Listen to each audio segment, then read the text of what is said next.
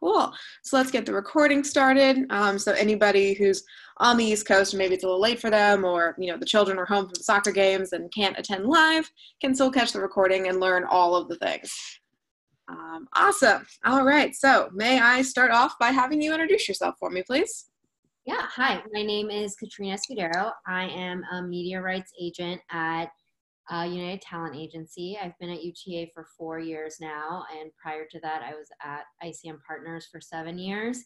And I was born in LA, raised in South America, back in LA, went to college in Berkeley, and there I got my first internship at Mosaic and have been in entertainment ever since. Awesome. And then just in case we have anybody online who's unfamiliar with what a media rights agent is and does, can you shed a little bit of light onto, like your day-to-day? What does life look like for you? So before, our department used to be called books to film, because obviously before, the only adaptations we were used to were books being translated into movies, which obviously we've seen with Harry Potter and Lord of the Rings. But because of our changing marketplace and the format, everyone kind of realized that we needed to change the department title to media rights, because a crazy fact is, before, our deals used to be 80% film adaptation. They're now 80% TV adaptation. So what our department does is finds intellectual property, whether that's podcasts, articles, life rights, books, and helps kind of get them adapted into a TV or movie. But it's also shifted to a lot of unscripted. So our department basically, and a majority of our clients are authors or journalists. Okay, cool. This is all I'm learning too. This is also great. And then in that vein, do you primarily work with, usually I ask publishers in this question, but I guess I'll say like intermediary, like third parties, or do you seek out the creatives directly? So it's a combination. What's crazy now with social media and with Instagram and Facebook is that I'm sure a lot of you have seen like stories that are going viral. Like I remember, I think it was 2 years ago or last year, there was some Southwest Airlines female pilot who helped save a whole plane from going down. And we literally, with our assistants, were stalking her online, trying to find her to represent her life rights. And it ended with us finding her address in the yellow pages and having to write her a letter and mail it to be able to represent her. So there's the extreme versions that way. And actually our department has a Twitter that they use specifically to reach out to people who have real life stories. So it's just media rights at UTA. And then the majority of our clients, though, come from publishing agents. So publishing agents are the agents who actually edit manuscripts and help them be sold to publishing houses. So we go to New York 5 to 6 times a year and have meetings with publishing agents, because they are a little bit old school and like to tell people things in person. And what happens is, while they're editing the manuscript, if they get to know your taste, a publishing agent will pick up the phone and call me and say, Katrina, I have this book. I have a gut feeling there's something here. It's a movie or TV show. Do you want to read it? And from there, we read the manuscript, and if it's for us, then we pitch ourselves to the author why we should be representing it. And because of the competitive nature now with adaptations, sometimes it's an easy, no-brainer sort of immediate signing, and sometimes we have to compete with all the other agencies to sign this author or journalist. Okay, cool. And then I am super curious, because with all of the different kinds of media out there, or properties that can be adapted to media, you've got your books and your podcasts and your web series, articles and true stories and all of that. Is there, like, if you had to pick a few themes or elements that tend to lend themselves to adaptation really well, like, is it a strong central character? Is it an interesting story? Is it like a new take on an old thing? If you had to pick one, this is like the most impossible question. No, it's tricky, because it's tricky, but it's fun because the market has really changed in the past 2 years.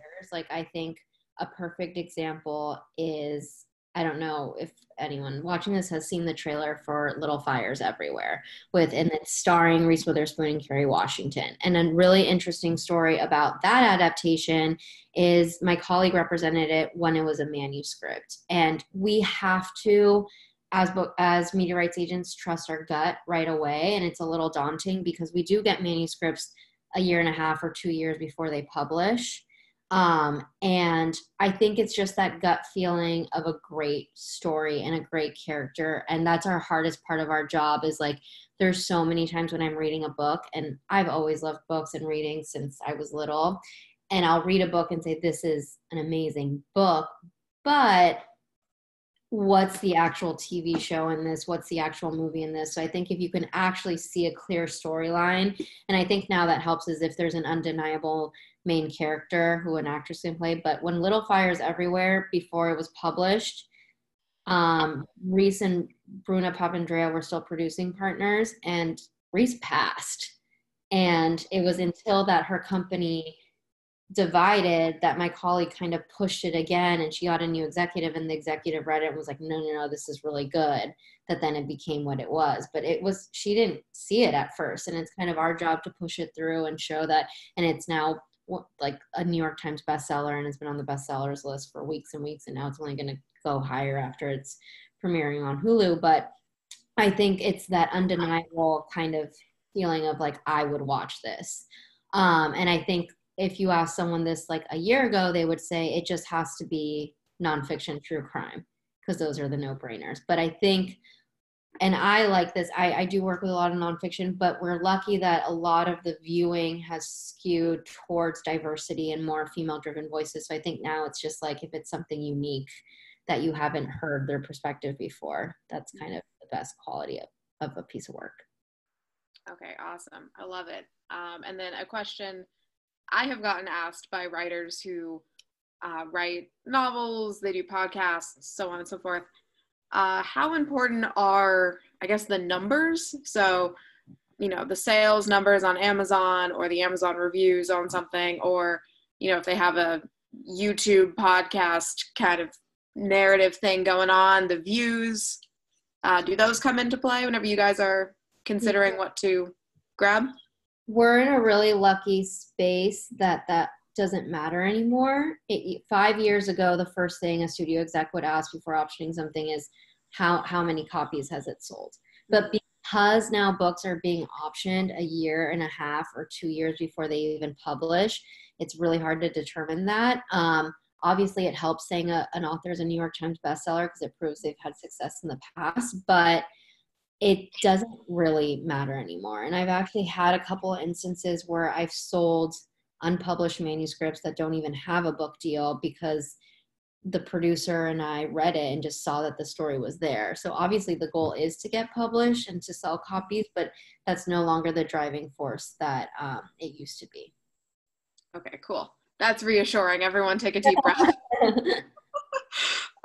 Awesome. And then I am always kind of curious on the behind the scenes nitty gritty. So how does the process for adapting to film and TV begin? So, do you find the manuscript a year or so before it comes out, and then you start taking it around town, and then people attach and options and agreements get signed like it was a script, like normal? It's very hard to explain the process because it really depends on every book. So the goal, though, in general, what it always starts is you get the manuscript, and as an agent with your client, the first thing I always ask my client is, who are your dream auspices that you've always imagined in this book? Whether it's an actress, or if it's a director, or if it's a writer, or if there's a show they really admire. Like I'm putting together a book right now with an author that he was like, I love Dead to Me. So we got it to the producers of the show, the writers of that show. And I always say there's no goal that's too high. So you never know. So I always make sure to submit to my clients' dream submissions. Mm-hmm. Of course, if there's some that are really realistic, that there's some A+ actress that I know is not available, I'll say, I'll send it to her people. But in all reality, I don't think she's available for 2 years, but we'll try. And then I make my own list based on my understanding of what producers, writers, and directors and actresses or actors are right for something. And I just submit it simultaneously. And it then becomes up to the entities. Like, for example, I'm dealing with one book right now that I have 5 different interested producers. They're all going to now separately take the book into their studios and get studio offers and then come back to me with those offers and be competitive that way. However, in these competitive situations, I had a producer call me and say, I'm going to add this piece of talent because I think it's going to separate me from everyone else. So it really depends on how it all comes together. Sometimes you go out with the package. So sometimes you read a book and you say, this is a no-brainer for Scarlett Johansson. You send it to Scarlett Johansson, she attaches right away, and then you build it around her and then go out. Those are less likely because it's hard to get so many different pieces of a puzzle to read something at the same time. And also, let's be really honest, it takes people a while to read a book. It's not the same as the script. And that's one of our bigger challenges too, is sometimes things get competitive and you need elements to move quickly, but it's a book. So it all really depends on each project, but our goal is we simultaneously submit to producers, writers, directors, and actors at once. In very rare occasions, do we submit directly to a studio or a buyer, because that's harder to sell directly to someone because you have less people behind the creative kind of process. So we always like to at least attach a producer or someone that the author can talk to day to day. Okay, cool. And then slight follow-up to that. Does that process or the way that this gets done change if it's a true story, like the story about the woman who flew the plane and saved everybody? Nope. I'm sure. Nope, exactly the same. Yeah, the only thing that's and also again, what happens with every process is we have our authors or clients or whoever talk to whoever's interested before we engage in financial offers, because what happens a lot and that people are always surprised with is that you can see someone's credits and be really blown away by them, and then you talk to them and you realize like, oh, they didn't even read my book, like they just want this because it's very competitive. So we always emphasize that creative conversation and how important it is, because you would be surprised how some people can kind of really differ from what's on paper. Or what happens a lot of times is I'll go out with something and say, this is 1,000% a movie. And then someone comes in with a TV pitch and you hear their pitch and you're like, oh, okay, that works too. So it's important to have that conversation. And especially when it's a true story, like you have to be 1,000% confident in who's adapting your life story, basically. Yeah. All right, cool. And then another question of mine, have you ever worked with properties that are self-published or self-released? And if so, is that in any way different from something that is, through a publishing house or, a more traditional route? It's definitely harder. I'm not going to lie. I've never worked with anyone who's self-published because it's a challenge. I've worked with, and I mentioned it before, with authors who have publishing agents that are in the process of trying to get their book published, but it hasn't been.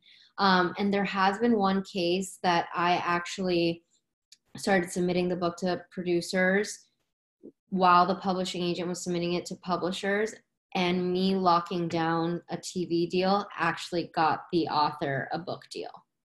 And the book deal didn't happen first. So that helps. So there are a lot of times we do that as well. But the first question a producer asks when they option something is, when is it publishing? So it's hard. There are certain times when you say it's not yet, we're still figuring out, and they don't care, but it is really hard to say it's already self-published, because what they want is that tie-in kind of advertising. Like it was seen really well, I think, with the O.J. Simpson adaptation. Like that Jeffrey Toobin book was actually from 1996. It was an older book, but at the end of every commercial, you saw the book, and they were able to point to a piece of IP and say like, go buy this, and relate it with that. Yeah. All right, cool. And then on a similar-ish train of thought, I know a number of writers who have maybe written a script, like let's say it's big, high concept, expensive, so on and so forth, and a producer tells them, oh, you should write this as a novel first. to sort of establish a base of some kind of IP before, you know, you try to make this giant tentpole movie or TV show. It can be a really expensive TV show too. Why not? How do you feel about that piece of advice? It depends. I think it really depends on what the material is, but it is, especially in today's climate with the WGA conversations and the upcoming strike, it is significantly easier to walk into a room and sell a book. We've actually quadrupled our business, and we did the numbers since everything happening. And part of that is because people have more time to read books, but the other part of it is producers feel way more comfortable going into a writer's room and saying, you have this whole book to work with, rather than there's just this pilot script and I know it's confusing, there's a lot of questions.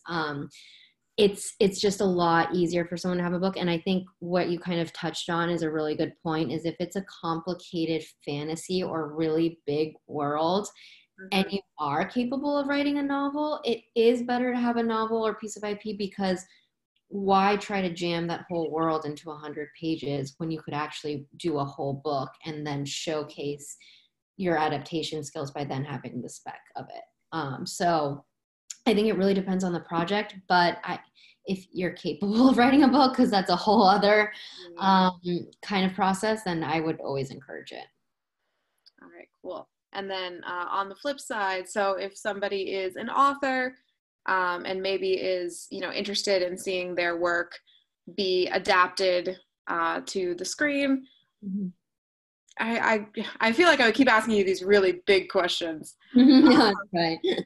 But what would be like a typical deal, if you would, of, you know, this book getting, like, the rights getting sold, something getting optioned? Like, what mostly they expect in, I guess, a best case scenario? Like, if we could wave a magic wand and they can have anything. Actual money. Oh, like, sorry. Like actual monetary terms. Yeah, or just like, oh, you know, somebody like you signs on, and then we take it to a producer, and then you talk to the producer, and then, you know, do they have some kind of creative say, or does somebody just hand them a bunch of money and say thanks? It's really hard to say because there is no basic kind of deal. I would say there's 3 scenarios. One, you would be surprised, a lot of authors literally don't care about their adaptation. And I just had this with a New York Times bestselling author that I was trying to get her on the phone with. It was Amazon and Sony TV both wanted to option her book. They both had 2 different producers attached. They both came in with identical offers. And I said, do you want to talk to these people because you see which take you like better? And she goes, no, just whoever can pay the highest amount of money. And I was like, really? You don't want? Nope. She's like, I don't care. No. Okay. Okay. So that's some people's choice. I would say that's rare.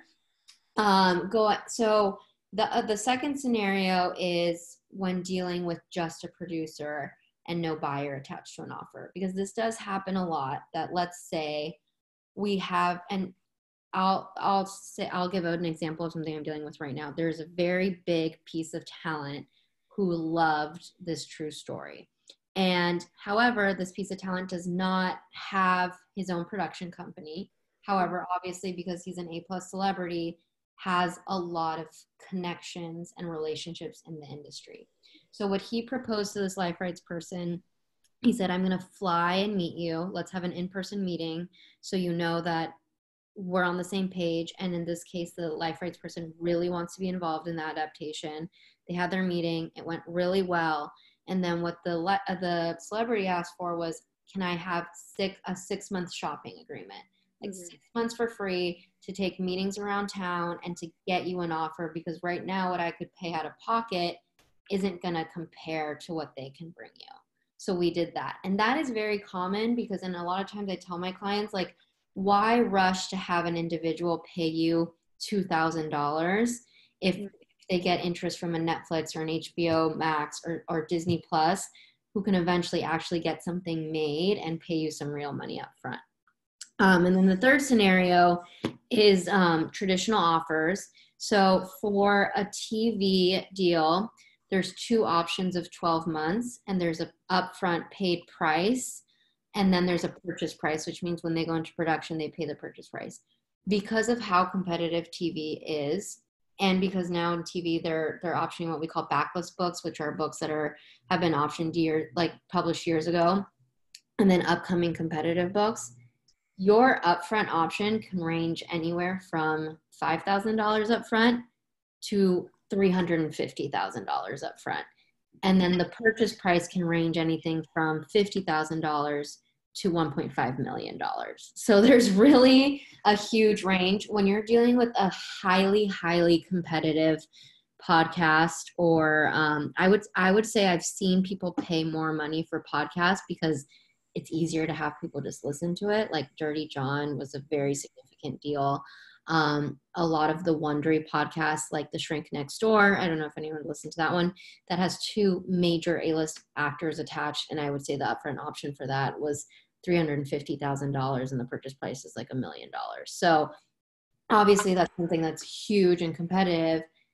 I would say if you're trying to aim for a standard amount of money for TV, let's just say for a good book, I would say $15,000 up front for each option, and then a purchase price of like $100,000. And then broken into that TV deal, you have a royalty. So every episode that's aired, you get paid normally like $3,000.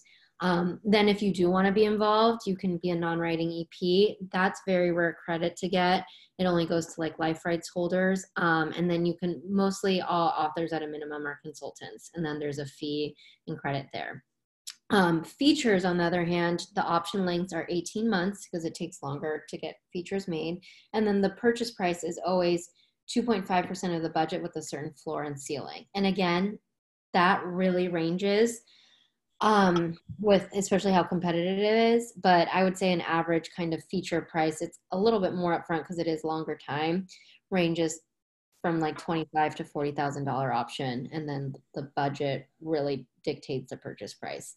And what you can see in both deals, if your book hasn't published, there's something called bestseller bonuses, that if your book hits the bestseller list, you get an extra weekly bonus. But it's so hard to say. I could just tell you the deal points that are standard, but the prices change every day. And there's certain ones that I'll get a deal in and be like, okay, like I just sold a short story that was 6 pages long, and the author for 6 pages is getting $20,000 up front for the first option. Wow. Yeah, it's really crazy. And that's from A24, which is a smaller buyer. But again, that one has 2 huge pieces of talent attached as well. Yeah. It depends. All right. Wow. Okay. Cool. Not that I didn't think that, this discussion would be not, what's the term I want? Not just as kind of, well, it depends, as every other discussion in the film industry.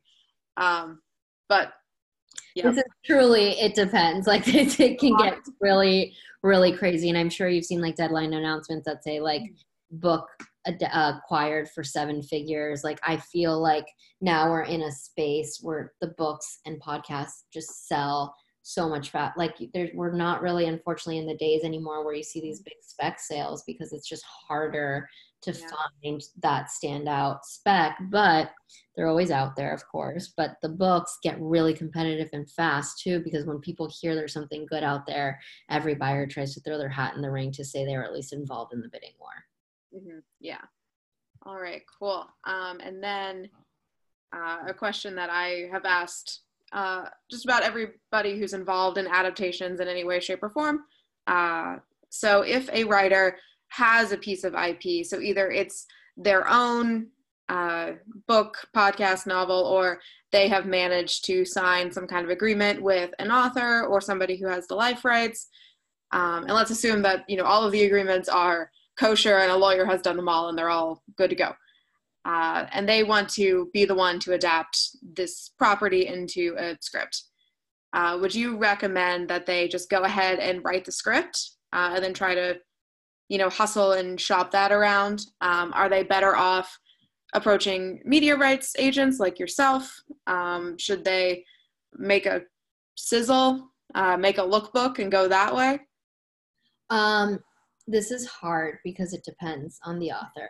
My ideal client is if you have never sold a spec before, I wouldn't adapt it. I just would let the book be. You have a big property, but I would express to whoever's representing you that you would like to adapt it. So for example, I had this scenario with a client very recently that he has no screenwriting experience, like he's no paid screenwriting experience. He's done it before. And he said, I want to adapt my novel. However, I am aware that I don't have credits and I'm probably not going to add value to it. So I would like for you to tell whoever becomes interested that I potentially am interested. And it just so happened we had a best case scenario that a screenwriter really loved his book and said, I don't have time to adapt this myself. However, I would love to supervise the author if he wants to give it a shot. So it was best case scenario, they're going to co-write it together. Usually if you're going out with a property, unless the author is a very well-known voice, like for example, Lindy West, her show Shrill on Hulu, that was based on her memoir. Lindy wanted to at least be a non-writing EP or co-adapt her script because obviously it's based on her life. And that's kind of something she did in this American Life episode. She was a columnist, like she's a very known journalist. So that was fine. And they were able to make that deal. If I've gone out with a book and it's a lesser known author and I say they want to adapt, it's harder to sell the book. I think it's way better to have an author who has an open mind and say, I want to do it. And there are some that if you have it written out of practice and then you can show it when whoever's ready to see it. But I think you have to have some flexibility because what if some A-list screenwriter comes aboard and says they want to adapt it? And that's obviously going to get the project made a lot faster. Awesome. And then sort of a fun question to end like the prepared Q&A on before we see if the writers have any questions. Do you have a favorite adapted TV show or movie? Like maybe, you read the book or you're familiar with the book and you thought that the movie or TV show just really did it justice and you love it. It's hard because I have a couple, and I think one in particular, I actually was working on the film agent's desk, Ron Bernstein, when he made the Handmaid's Tale deal, and no one knew what Hulu was. Like, it wasn't a platform yet, and I remember he was really kind of going back and forth of whether he should let this deal go through because they originally sold it to MGM TV. And I told him, I was like, you should probably do it. And then Margaret Atwood, a lot of people may know this or not, she's obsessed with technology and is such a passion for it that she was like, I want to be involved with whatever is the new thing. Like, let's just do it. And all of us were kind of like, how are they going to adapt this book? It's so hard. And then just watching that first season and how that show's evolved, I think it's really mind-blowing how they're able to take such an intense literary novel and transform it into kind of a social phenomenon. So that's been one of my favorite things to watch. I also think that Hidden Figures is a really good example of turning that sold as a proposal. It was only 40 pages long, and every single major studio passed and told the film agent, like, this will never get made. So to go against all of that and then turn it into something that's nominated for an Oscar and just like a fun kind of good-hearted movie, like, I just loved watching that one as well. And I could go on, but there are more bummers obviously than things you're thrilled with, and I have a show coming out in Amazon probably next year that it's one of my clients' books and they've done the most amazing job adapting it, and that's because the author wrote it though. So I'm excited for everyone to see that one. You'll have to let us know like right when it's coming out so we can all be sure to tune in and watch. Yes, they don't have a premiere date yet, but they just wrapped episode 9, so they're almost done with production. I just gotta get through post and then we got all right, cool. Well, that was my prepared questions. So we'll give the writers a couple of, like a minute or two, just in case anybody's frantically typing and going, no, Alex, please don't end the webinar. Because that's happened once or twice and I felt so incredibly bad. Cool. All right. I feel like I need to play elevator music while we. That's okay. All right. Well, writers attending, if you guys don't have any questions, I can go ahead and set everyone free. I do know it's Sunday night for everybody.